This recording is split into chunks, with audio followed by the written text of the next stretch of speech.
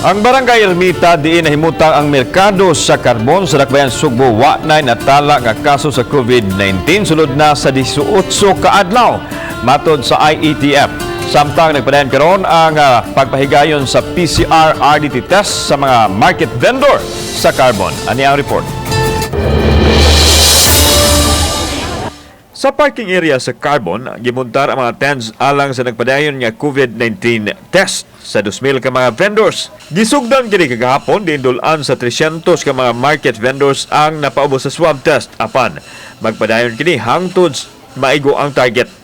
Gipasabot sa opisyal sa IEDF nganong gikinahanglan nga PCR ug RDT test ang agian sa mga market vendors.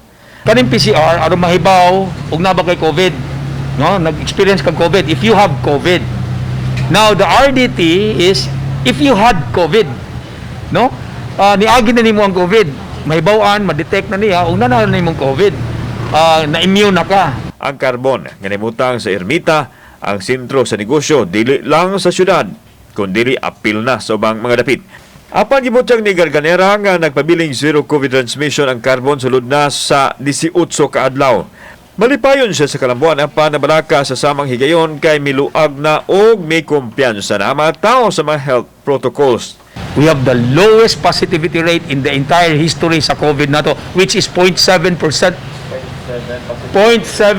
ang positivity rate na to. Now we've been experiencing little success. And whether we like it or not, somehow mupave way po ang kaning complacency.